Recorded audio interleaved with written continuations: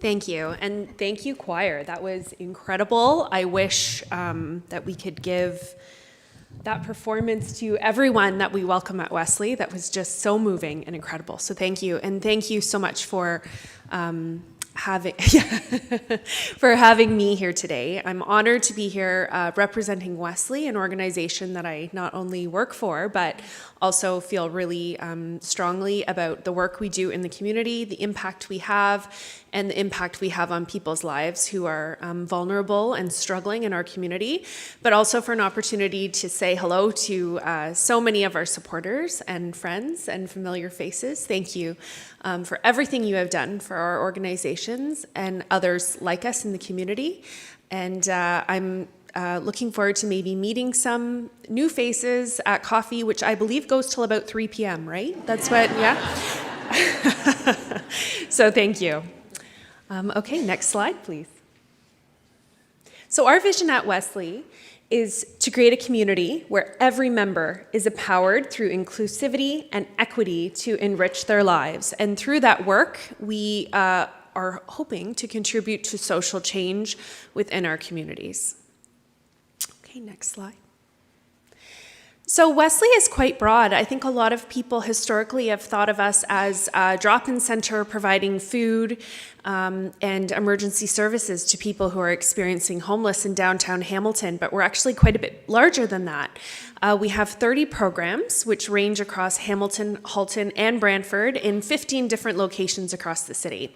And I'm excited to tell you a little bit about some of those programs that we do, especially in the Halton region. So in Halton, we have 3 programs right now, and I say right now because the region of Halton we're very proud and grateful to say is investing quite a bit of resources and money into people who are experiencing homelessness. And we're really proud to be working with the region of Halton to be able to provide some services. The first one we do is it's called Halton Emergency Supportive Housing. And that's a program we run out of a former hotel in Burlington, but it would be open to anybody living in Halton region, and that would be women and families who are experiencing homelessness. So we're able to welcome them into our emergency supportive housing. They get their own room, a locking door with kitchenette and bathroom for every family. For large families, we can do adjoining rooms. And it gives them a space to be able to stabilize. So we're able to help them with meals, get them work with our housing outreach workers to maybe work with some things that have led to their homelessness, whether it's arrears or getting some more income support, help their children. We have a number of therapists and recreational therapists and outreach workers who help the children make sure that they're thriving in school and can have an element of stability in a very unstable period of their lives. And the ultimate goal is it is transitional housing. So we would welcome women and families into this space for a period of time, but the goal is that we get them into permanent housing again in the community. So it's just a period where they can stabilize and we can help them through a really tough time. Can you just go back to the slide one more second? So we have a couple other programs too. So we have housing outreach services for people who might not be living in the emergency supportive housing building, but we also support single men who would be facing homelessness and looking for a place to live, or along their housing journey. We try to remove some of those barriers. And a new program we have in Halton is a community housing support worker, where we're actually trying to preserve housing. So this is new. We're working with community housing providers in Halton region. If they have someone that's on the verge of being evicted and becoming homeless, we want to go in there and try to see what we can do to preserve that housing. And in many instances, we're finding that hoarding is becoming a reason why some of that is happening. So we're not only trying to help with some of the issues that might be surrounding there, but we're also trying to make sure that we can equip and enable community housing providers in Halton to have the skills to intervene earlier, or to maybe know what community resources are there outside of Wesley so that you can support some of the people living in community housing before it becomes an issue and before we have to step in with some pretty significant impacts. So that is what we do in Halton. Now we run a number of other programs in Hamilton and Brantford as well. And we have a number of programs for children, youth, and families. And really what we're aiming to do in our programs for children, youth, and families is provide opportunities and create community hubs. So we go into low-income neighborhoods within Hamilton, and I've listed some of them here, that are primarily underserved. So they're low income, high degree of newcomers, not a lot of places for kids to go, not a lot of resources for families. And we're doing things like creating early on centers with very diverse programming so that families can come, make social interactions, maybe have a snack, and we can help with food security. And also we can have very knowledgeable children's workers who can intervene and help if there might be situations going on with the family or there might be outside needs. For example, if we're working with a family who's coming to an early on center, they might tell us that they're having issues with food security, or they might tell us that, they're going to have to move soon and they're not sure where they can go. Well, we can connect them with other resources in the community that can maybe help them with some of the issues they're facing, like connecting with the food bank or connecting with some other community resources. We also do a number of youth centers as well, and we work mobily with a lot of our newcomers because we know that it's very hard for them to navigate new communities, so we go where they are. Okay, next slide. So I mentioned a few of our programs, but we also have before and after school care. So not only the children thrive with programs that help them complete their homework, give them a fun, safe place to go, but parents don't have to worry about picking up their kids at 3 if they work till 5. It really gives opportunities to the entire family. We do licensed childcare in areas that don't have a lot of licensed childcare. And they're beautiful centers, which I would be very proud to send my own children to. And families love them. It gives them an opportunity to go to school, go to work, take English classes, and do what they need to be able to move forward and have the opportunities to thrive. We do summer camp as well, youth drop-in centers, and healthy baby mobile programs where we go out into the community and support new parents that might be vulnerable and needing a little bit of extra help with their newborns. Okay, next slide. So we also have a very robust newcomer services program, and we're proud to say that in Hamilton and Brantford, where we are operational, we're one of the largest newcomer settlement organizations in Canada, something we're very proud of. And we support both government-assisted refugees, so those would be newcomers that are coming to Canada with the support of the federal government of Canada through IRCC, and also we support newcomers from the Ukraine as well. Okay. And this is our new building. It's located in Hamilton. It's at 467 Main Street East. We just moved in November and started welcoming families to this space in mid-December, just before Christmas, which was wonderful. We ran our Christmas program, which you guys supported through donations and gifts through your White Gift Sunday through here. So we were able to welcome families here to get some Christmas support. But you'll also notice off to the side, there's a 3-story building with rooms, and this is where we're doing a lot of our housing for newcomers. So this is a beautiful space where when families first arrive to Canada as government-assisted refugees, they'll land in Pearson Airport and they'll come here. And we're very excited to welcome them to this space. It's bright, it's large, it's beautiful. We have all of our teams on site to be able to support them, and they'll live here for about the first 30 to 60 days that they arrive in Canada. And from here, we're working with them to not only help them stabilize, have a rest after their very long journey. Many people are coming from refugee camps, from very challenging situations. Help them with their acute needs, such as any sort of healthcare needs they might have, helping them find housing, helping them secure income benefits, the things they need to be able to succeed. And giving them spaces so that they can just kind of relax before they move on to their next journey. So I think I mentioned a few things on this slide already, but we're doing things to support newcomers, including helping them find employment programs if they're ready to find work, or maybe helping them find language programs as well, enrolling their children in school. We do provide 3 meals a day for our newcomers that arrive and are living here as well. Okay. And then after they live at the newcomer reception center that I just had on the screen, then we go mobile. So at that point, they're then living within the community in their own home. So we actually find them rental properties within Hamilton and Brantford for them to move into. And then we have housing outreach workers go out and meet with them. And every 4 times a year, they perform needs assessments where we meet with every single member of the family and determine what they need in order to become successful. And the idea is that we're going to build a network of support around them so that once we have to transition out, they have what they need to be able to not only support themselves, but if they go through a period where they do need an extra little bit of support, they know where to turn and they know who can help them. Okay.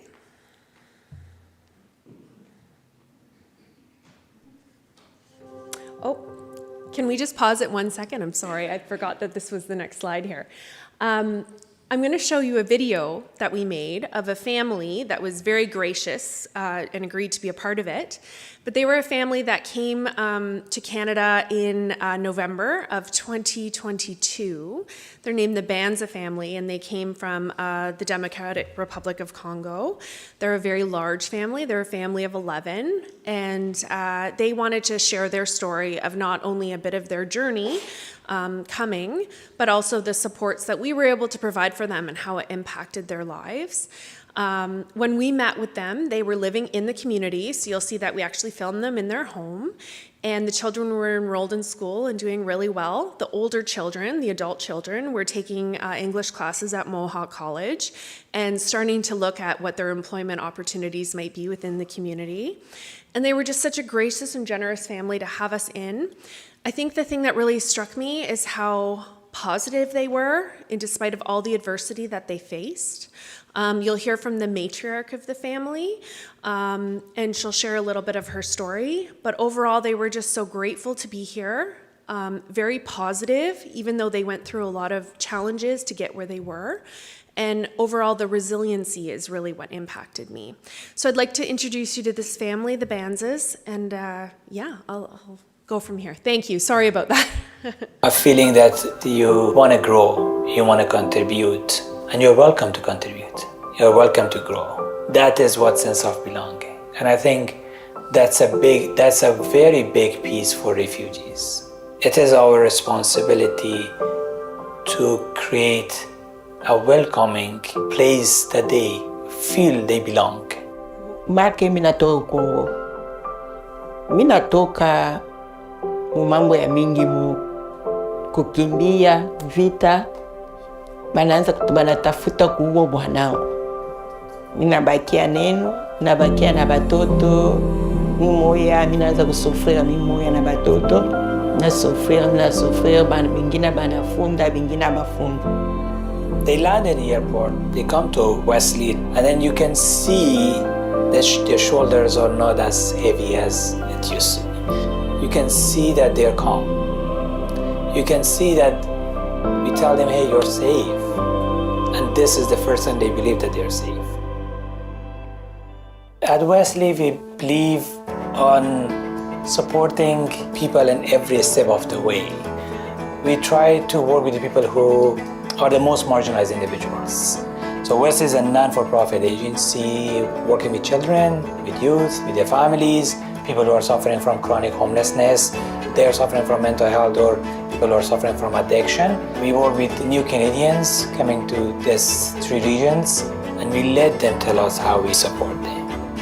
Anasaidia mambo ya mingi, anasaidia marka ya kutembea munjia, kujue Canada, kutuma kutafuta nyumba, banatafutia nyumba ya bien, minikala, batoto wangu banenda masomo, na mimi mama mimi nenda masomo.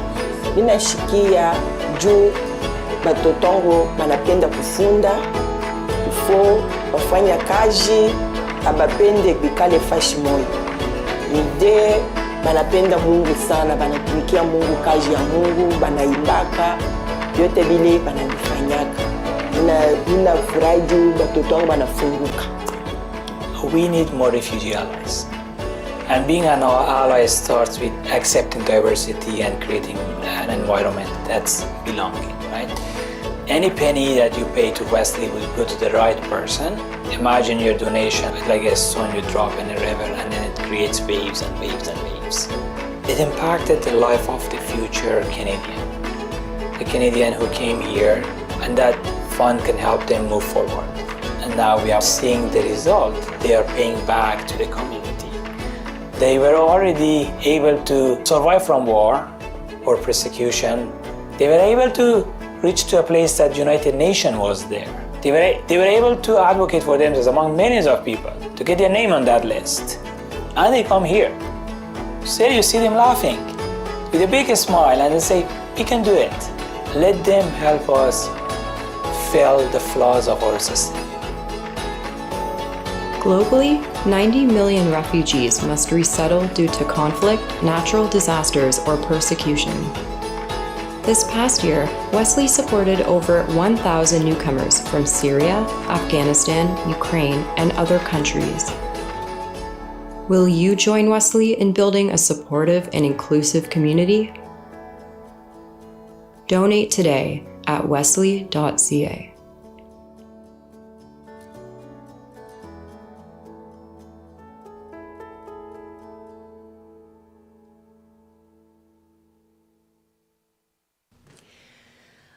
One thing I wanted to mention as well is you saw that there was a Wesley employee, Rashid, who was speaking on the video, and at the time he was our Senior Director of Housing and Newcomer Services, but recently he was appointed as our CEO, and we're so grateful to have him leading our organization.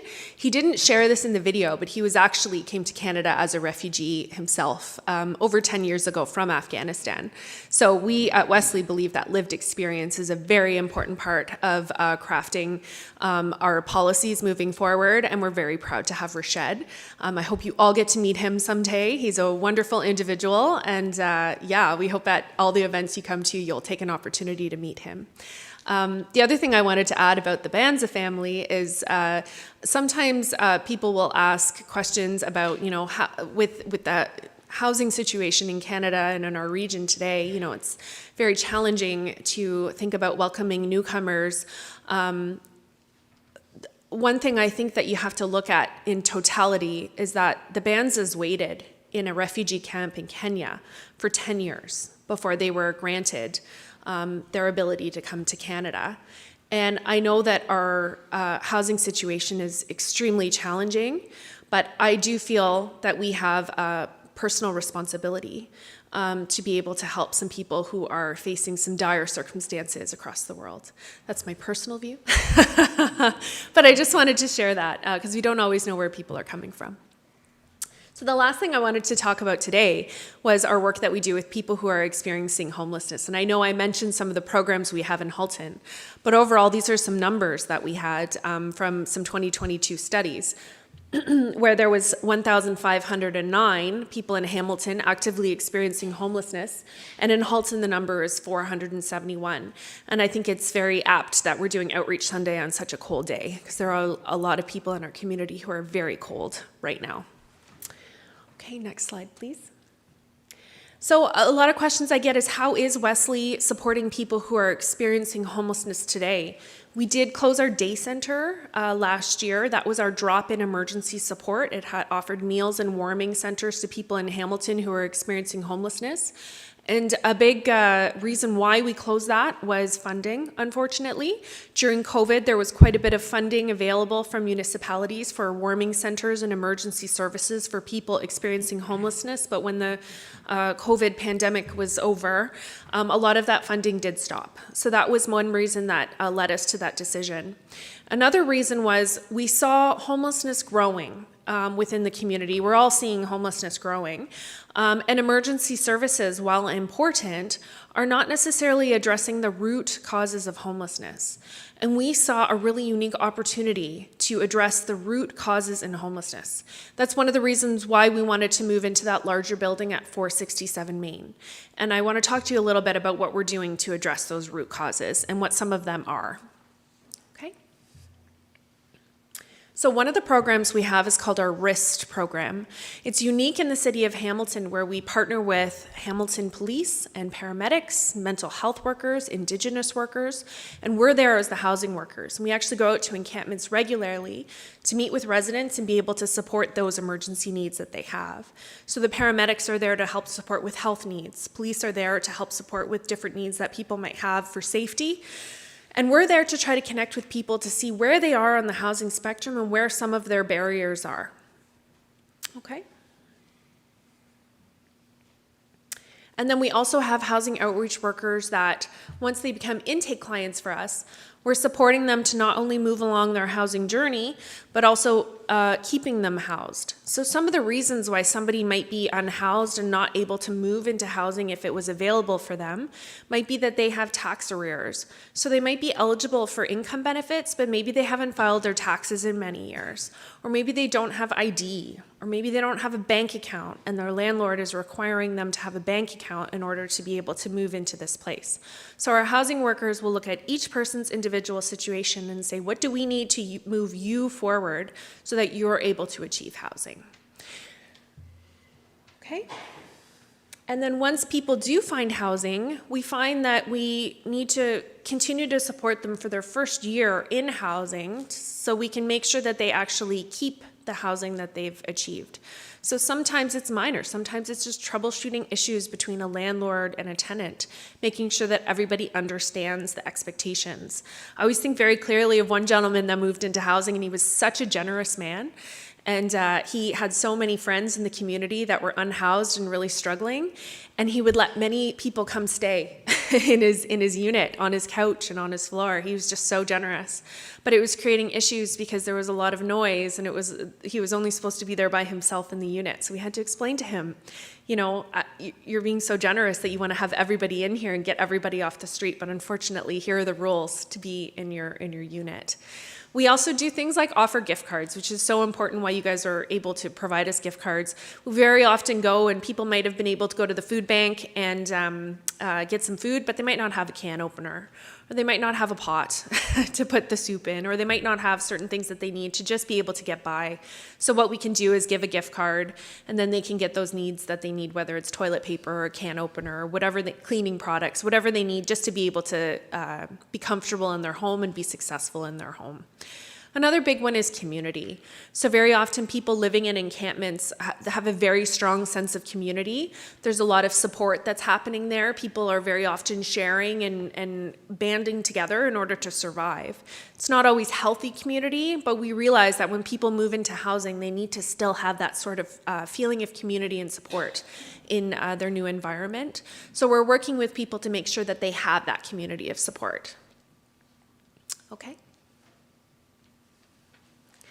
And then I mentioned this community housing worker, but we're really focusing on helping people preserve housing as well, because it's a lot harder to get someone into housing. It's much easier to keep them in the housing that they already have. Okay.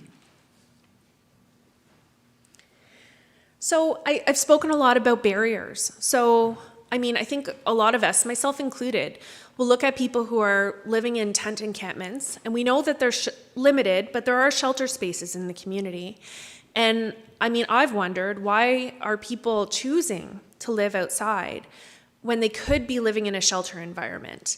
And I think it's important to understand where some of those barriers are to people moving into a shelter environment. So what we did is we partnered with another agency, and we did a survey of people who were living outside. And we asked them, what are some of the barriers you're facing to be able to move into a shelter and be able to move forward on your housing journey? And this is what they told us. So a big one is unmanaged substance abuse and mental health challenges. I think this is one we're all very aware of and see, unfortunately, but that can be a real barrier to being able to go into a shelter environment. It can be very common in shelter environments for there to be bans when somebody has exhibited violence or aggression, and it's for the safety of everyone. We can understand it, but that might be why somebody's not able to go into a shelter environment. The other one is they might, oh, sorry, can you just go back one slide? Sorry about that. They might be in a couple. And right now there's no shelter environments where people can go if they have a partner, whether that's a male-female couple or a same-sex couple, whatever it might be. And that's really unfortunate because that's a very strong support system for that person and they don't want to leave that person. And I think that's something we can all very much empathize with. And the last one is they have a very strong bond with a pet that they don't want to leave. And again, something that I can definitely empathize with, but a lot of people who are living in encampments might have a cat or a dog. And that is the one thing that they have that is keeping them going, is that relationship they have with that pet. And they don't want to give that pet up just to be able to move into a house. They want to keep on fighting and trying to do it on their own. So that said, we can go to the next slide now, please.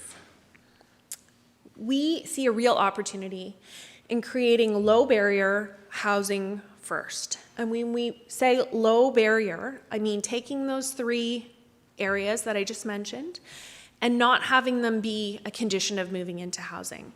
So in that new building we have on Main Street in Hamilton, we really want to increase our supportive transitional housing for people who are living in encampment environments today, who might be in a couple, or who might have a pet, or who might be dealing with substance abuse issues, and give them a place to live, help them stabilize, and then work on getting them into housing that's going to be the right fit for them. So not making them have to do a huge sacrifice or fix all their issues before they're able to get housing, which is incredibly hard to do when you're living on the streets. We want to offer the housing first, and then from there, work with them on meeting their individualized goals. And when I say transitional supportive housing, temporary could mean months or years, depending on their individual situations. And when we say supported and stability, we're meaning things like healthy meals, 24-hour on-site staff, access to physical and mental health care, life skills training, and recreational programming. Okay? But really, it means stability. When you remove a lot of the issues that are taking over one's day, if you're constantly looking for your next drink or your next fix, if you're constantly just looking on where you're going to get your next meal, there's not a lot of room for much else. You're really focused on just meeting those needs. If we can alleviate some of those needs for people and have them be able to just stabilize and take a breath, then they can really focus on what they want to do. And we do a lot of transitional and supportive housing in the community today, but we find that once you give people an opportunity to take a breath and stabilize and give them some healthy meals and a safe place, like get a good night's rest, they're able to focus on what's really important to them. So we have a lot of people who reconnect with family, with children that maybe they've lost connections to, gives them purpose. We have a lot of people who decide that they might want a little bit more help with their issues, and it really makes a transformative impact on their lives. Okay? So we do quite a bit of transitional and supportive housing today, and these are just a few programs we do. So in Hamilton, we have something called the Special Care Unit, which is a program for men and women who are homeless or who were previously homeless and also really struggling with an alcohol addiction. And it's a harm reduction program. So we give them a place to live, their own room, their own bathroom, a locking door. We have it medically supervised, and they do have access to alcohol on a measured and dosed basis. And what it does is it clears the need of where am I going to get my next drink so I don't go into withdrawal. And from there, people are able to figure out what their goals might be and where they want to go in life. For some people, they're very sick, and the alcohol has taken a very large issue on their body, and they do move into nursing care.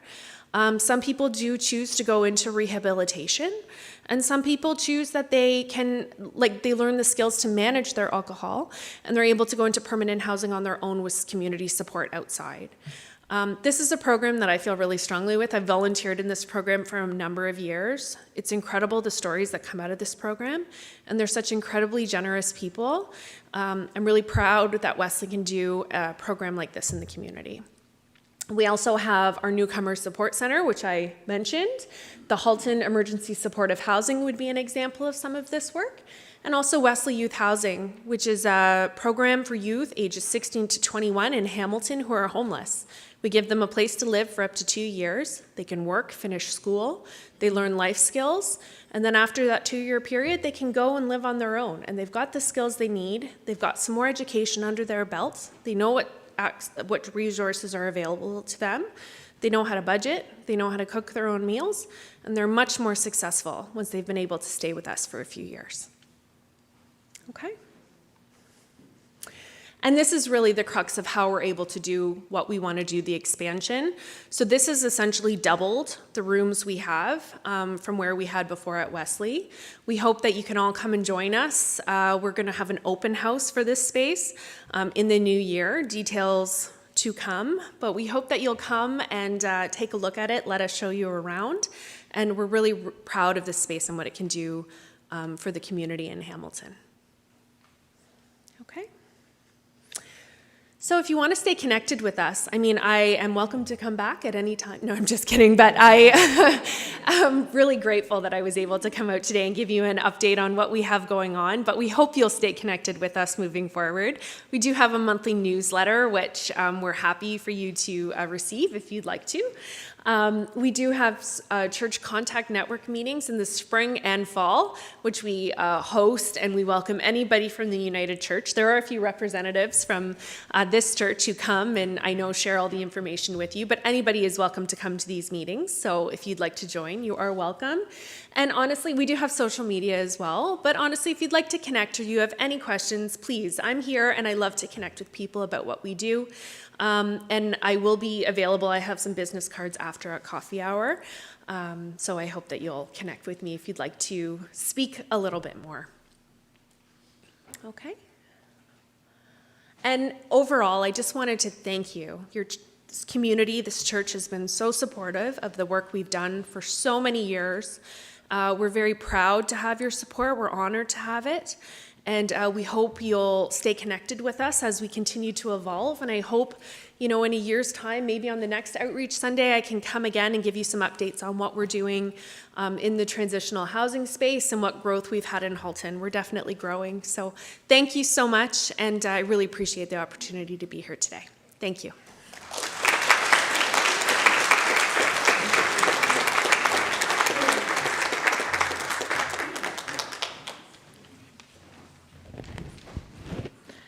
What an inspiring account of Wesley and what you do, Jennifer, offering support to people experiencing poverty, homelessness, and barriers in the community. Thank you. We at Walton have supported many different initiatives to aid Wesley in their work, such as the Hat and Mitten Tree, personal care kit bags, white gift donations, and our upcoming collection of gently used household items in the next few weeks.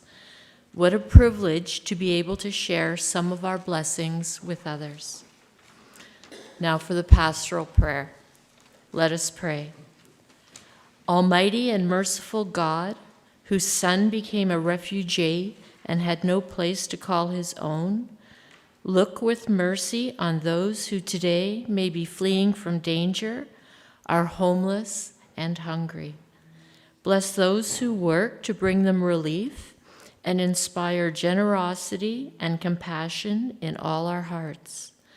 Please take a few moments to offer a silent prayer in thanks for our blessings, our families, food and shelter, and to consider how each of us may be guided to help others attain these things we sometimes take for granted.